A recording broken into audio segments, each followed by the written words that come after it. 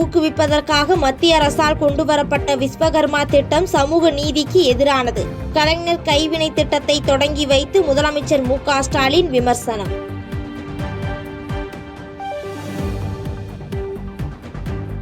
மதிமுக முதன்மை செயலாளர் பதவியில் இருந்து விலகுவதாக அறிவித்த துரை வைகோ இன்று நடைபெறும் நிர்வாக குழு கூட்டத்தில் முக்கிய முடிவு எடுக்கப்படும் என எதிர்பார்ப்பு.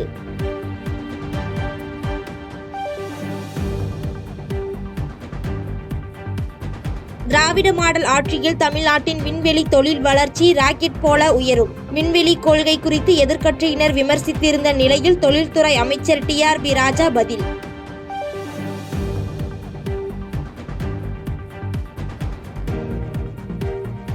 இயேசு பிரான் உயிர்த்தெழுந்த தினமான ஈஸ்டர் பண்டிகை கொண்டாட்டம். தமிழகத்தின் பல்வேறு தேவாலயங்களில் நள்ளிரவில் சிறப்பு பிரார்த்தனை.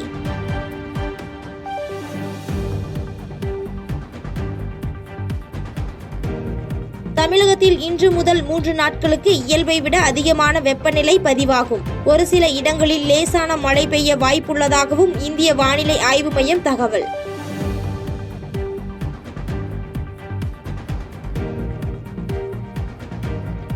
மகாராணா பிரதாப், சத்ரபதி சிவாஜியே தேசத்தின் நாயகர்கள். முகலாய மன்னர் அவுரங்கசீப் தேசத்தின் நாயகர்கள் அல்ல என்றும் மத்திய அமைச்சர் ராஜ்நாத் சிங் பேச்சு.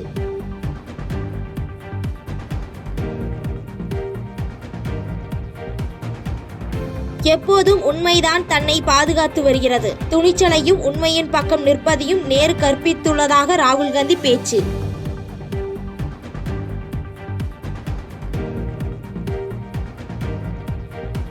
பிரித்தாளும் சூழ்ச்சியை பாஜகவும் RSSும் கையாளுகிறது. முர்ஷிதாபாத் வன்முறை குறித்து மேற்கு வங்க முதலமைச்சர் மம்தா பானர்ஜி குற்றச்சாட்டு.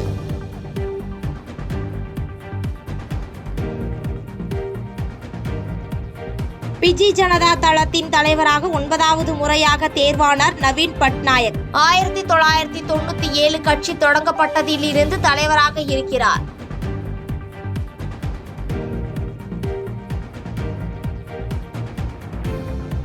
புதுச்சேரி மாநில பாஜக தேர்தல் பொறுப்பாளர்களாக மத்திய அமைச்சர்கள் மன்சுக் மாண்டவியா, அர்ஜுன் ராம் மேக்வால் நியமனம்.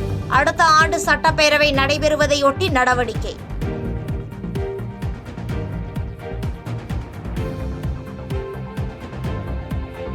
இயந்திர மனிதர்களுக்கு ஓட்டப்பந்தயம் நடத்திய சீனா. தொழில்நுட்ப வளர்ச்சியை உலகிற்கு உணர்த்த வித்தியாசமான முயற்சி.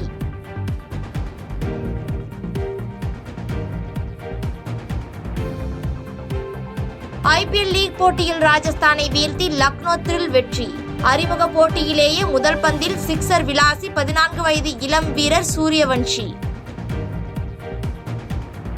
செய்திகளை உடனுக்குடன் தெரிந்து கொள்ள கீழ்கண்ட கேபிள் மற்றும் DTH நெட்வொர்க்குகளில் எம்நாடு செய்தி தொலைக்காட்சியை காணுங்கள்.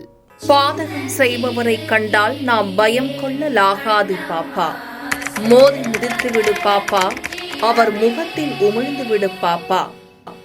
அண்மை செய்திகளை உடனுக்குடன் தெரிந்து கொள்ள இணைந்திருங்கள் எம்நாடு தொலைக்காட்சியுடன்.